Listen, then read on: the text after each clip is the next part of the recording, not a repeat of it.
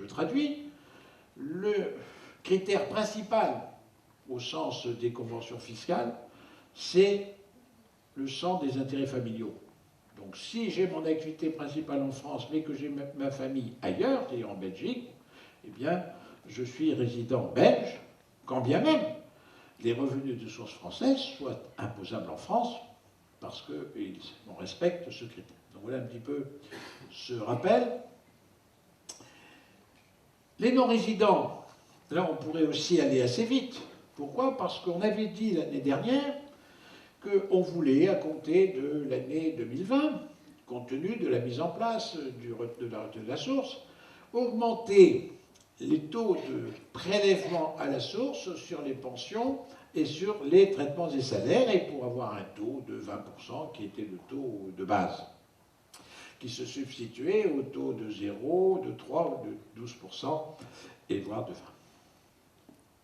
On aurait dû ne rien dire, sauf que ces non-résidents ont trouvé que ce prélèvement était excessif, encore qu'ils pouvaient obtenir la restitution, et donc le législateur a considéré qu'on pouvait reporter l'entrée en vigueur de cette disposition à 2023.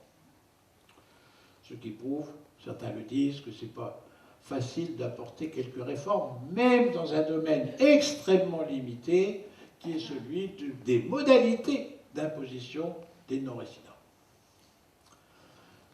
On peut évidemment s'intéresser à la méthode, je viens de rappeler les 0, les 12% ou les 20%. Ça, c'est ce qui existait auparavant et qui est reconduit jusqu'en 2022. Et je ne vais pas vous commenter ce qui se fera à partir de 2023. On risque de ne jamais appliquer ce dispositif. Ce n'est pas la peine de tout de suite l'apprendre. Maintenant, nous entrons dans le champ des crédits et des réductions d'impôts. La première réduction, crédit d'impôt, pardon, c'est celle du crédit d'impôt transition énergétique. Qu'est-ce qu'on avait dit l'année dernière? On avait dit qu'à compter de 2020, maintenant, il n'y aurait plus de crédit d'impôt transition énergétique. Qu'on mettrait en place un système de subvention pour les foyers fiscaux qui auraient des revenus dits modestes, et que pour les autres, il n'y aurait plus de crédit d'impôt transition énergétique. On n'a appliqué que très partiellement ce dispositif, puisqu'on a commencé par dire 1. Pour les foyers fiscaux qui ont des revenus modestes, on va bien entendu appliquer le régime des subventions. Autrement dit, il faudra qu'ils sollicitent une subvention en déposant un dossier. Puis, au lieu de supprimer pour tout le monde le crédit d'impôt transition énergétique, on a dit pour les revenus dits intermédiaires. Ceux-ci pourront continuer à bénéficier d'un crédit d'impôt transition énergétique. Puis on a dit, et ce, seulement pour l'année 2020. Et puis on a dit, pour les revenus supérieurs, eh bien, ils n'auront plus en 2020 de crédit d'impôt. Donc vous voyez, on sort à partir de 2021 de tout crédit d'impôt transition énergétique pour tout le monde, mais il restera les subventions pour les foyers fiscaux à revenus dits modestes. On aurait pu s'arrêter là, puisqu'il s'agissait d'une transition d'une année pour ne pas compliquer trop les choses, mais malheureusement, on ne s'est pas arrêté là.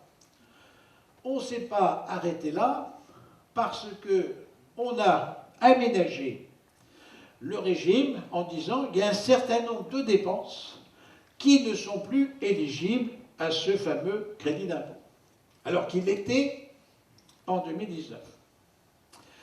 Quand vous regardez la liste, rapidement, vous observez qu'on est dans tout ce qui est le chauffage. Autrement dit, les dépenses qu'on a considérées pendant quelques années comme étant éligibles au crédit d'impôt, eh bien, désormais ne le sont plus. On vous a conseillé pendant quelque temps, d'acquérir des chaudières à haute performance énergétique. Heureusement que vous l'avez fait, parce que maintenant, elles ne sont plus dans le champ. On supprime donc un certain nombre de crédits d'impôt. On l'étend à l'acquisition de certains équipements à ventilation à double flux, si quelqu'un sait comment ça se présente, qu'il n'hésite pas à le faire savoir à son voisin. C'est le chauffagiste qui comprendra et qui pourra l'expliquer. Et puis par contre, ce que l'on peut observer, c'est qu'on avait pour les maisons individuelles le fameux bouquet de travaux qui existe. On l'a laissé pour l'année 2020. L'aménagement se complique encore dans le sens où, dans le passé, on avait un taux qu'on appliquait à une dépense.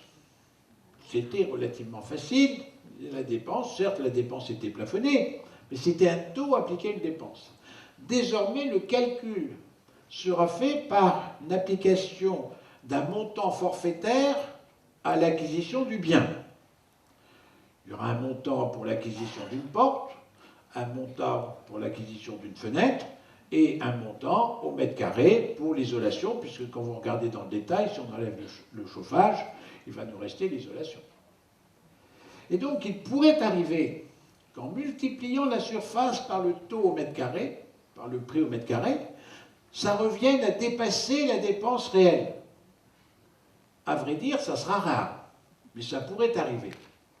Et dans ce cas-là, on a créé un montant de 75%, autrement dit, ce fameux CITE ne pourra pas excéder 75% de la dépense effectivement supportée par le contribuable, puisqu'il pourrait arriver que le mode de calcul ayant changé. Voilà ce que l'on peut dire sur ce critère. Donc, normalement, c'est la dernière année au cours de laquelle je vais parler de ça, puisque l'année prochaine, il n'y aura plus de crédit d'impôt de transition énergétique. Et vous voyez que si on n'a plus de CITE, bon nombre de foyers fiscaux qui étaient obligés de déclarer parce qu'ils avaient un CITE, eh bien, ils seront dans la situation de pouvoir s'en dispenser. On peut quand même ajouter une petite mesure qui est celle des 2400 €, pour encore compliquer, parce que vous saviez un seuil de crédit d'impôt à 2400 € pour une personne seule ou 4008 pour un couple, étant observé qu'on avait déjà un seuil pluriannuel de 8000 ou 16 000 € qui s'achevait au 31 décembre 2020 et que, en conséquence, tous les contribuables qui auraient atteint le seuil des 16 000 € avant 2020, ce n'est pas la peine qu'ils se présentent en CITE au cours de l'année 2020. Voilà quelques petites mesures. La mesure suivante, vous m'avez déjà entendu l'exposer depuis 2 fois, on va le faire 3 fois, c'est strictement la même chose. Depuis qu'on a instauré l'IFI, on a supprimé la réduction d'impôt pour souscription au capital de PME de 75% sur l'IFI. Et donc à ce moment-là, c'était au 1er janvier 2018, à ce moment-là, on s'est dit, si on supprime la réduction d'impôt de 75% pour l'IFI, peut-être que les PME vont avoir des difficultés pour obtenir des fonds. Donc on va essayer de trouver une mesure de compensation qui consisterait à dire on va augmenter la réduction d'impôt de 18% en matière d'impôt sur le revenu pour la porter à 25%. Et on l'a voté. Et on a dit cette mesure s'appliquera du 1er janvier 2018 au 31 décembre 2018. En 2018, on n'a pas pu l'appliquer parce que pour pouvoir l'appliquer, il faut obtenir de la Commission de Bruxelles l'autorisation de le faire, parce que ça s'appelle une aide aux entreprises. On n'a pas reçu de réponse en 2018, on ne sait pas si la lettre était partie, si elle a été perdue, si elle a été envoyée, on ne sait pas. Donc on avait dit l'année dernière, à la même époque, eh bien le législateur reconduit pour 1 an cette mesure, c'est-à-dire que constate, alors pour l'année 2019, ce passage de 18 à 25. Sauf qu'il fallait encore attendre la décision de la Commission de Bruxelles et qu'en 2019, la lettre n'a toujours pas été retrouvée. Donc on n'a toujours pas de réponse. Ce qui fait que le législateur, la 3e fois, Il dit, eh bien, à compter du 1er janvier 2020 et jusqu'en 2022, comme ça il est à peu près tranquille, il espère que dans les 3 ans, peut-être qu'on aura une réponse, et jusqu'en 2022, eh bien, on pourra bénéficier du 25% au lieu du 18%, à condition d'avoir reçu le feu vert de Bruxelles. Et dès lors qu'on recevra le feu vert de Bruxelles, il y aura un décret qui donnera la date à partir de laquelle on pourra bénéficier du 25%. Alors vous allez me dire, tout ça nous intéresse que peu. Je vous l'accorde, parce que cette réduction liée aux souscriptions en numéraire au capital de société est très difficilement applicable chez vos clients. Pourquoi? Parce qu'il y a une condition déjà qui consiste à dire qu'on ne peut pas bénéficier de ce dispositif si on est déjà associé de la société à qui on souscrit au capital. Comme vos clients sont déjà associés de leur société, ils ne sont pas nombreux. Il reste donc une catégorie de clients, ceux qui créent leur société, et s'ils créent leur société, bien entendu, qui ne sont pas associés. Et ils remplissent une deuxième condition immédiatement, c'est que la société concernée doit avoir moins de 7 ans, on vient de la créer à moins de 7 ans. Ah, sauf qu'attention, il faut qu'elle soit en phase d'amorçage, de développement ou de démarrage, c'est-à-dire qu'elle n'acquiert pas, au moment de sa constitution, un fonds de commerce, une activité déjà exploitée. Ça restreint le champ. Maintenant, si vous avez un client qui crée son entreprise, qui crée son activité, c'est là qu'il faut lui rappeler qu'il existe ce dispositif, avec un seuil de financement de 50 000 € pour une personne seule, ou 100 000 € pour un couple marié. 100 000 € à 25%, ça fait 25 000. Et 25 000, c'est significatif, mais ça pose un problème. Ça excède les 10 000 de plafonnement des niches fiscales. Donc vous avez, dans ce cas, le report de l'excédent sur une période de 5 ans. Mais attention, dans les 10 000 du plafonnement des niches fiscales, ce n'est pas simplement celle qui concerne la souscription au capital de PME. Ce sont toutes les réductions de crédit d'impôt qui entrent dans le plafond. Et notamment les crédits d'impôt qui sont liés aux salariés à domicile. Et si j'ai 4 000 € de crédit d'impôt salarié à domicile, je n'aurai que 6 000 € d'utilisables sur mes 25 000. Chacun a compris ça, et chacun a compris que l'année au cours de laquelle on souscrit au capital de sa PME à hauteur de 100 000 €, il faut se remettre au jardinage et à la cuisine. Parce qu'on ne peut plus recourir aux salariés à domicile. Et le salarié à domicile, pour revenir à lui, c'est un crédit d'impôt dont certains ont essayé d'optimiser le mécanisme. Et je rappelle ici ce petit cas, puisque c'est la Cour administrative de Marseille qui a été amenée à traiter du cas suivant.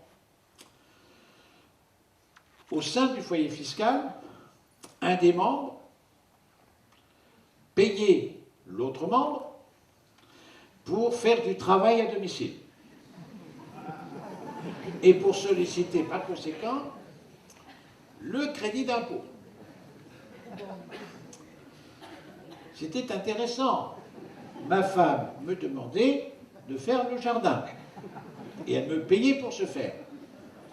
Elle n'avait pas compris encore que normalement ce type de travail à domicile, on peut l'avoir gratuitement. Quand même la règle générale. Simplement, il y a quand même un foyer fiscal dans votre région qui l'a fait, qui ensuite a été redressé par l'administration fiscale, qui a considéré que cette rectification n'était pas fondée et qui est allé devant le tribunal administratif, qu'il a perdu, et qui est allé devant la Cour administrative d'appel de Marseille, il a perdu.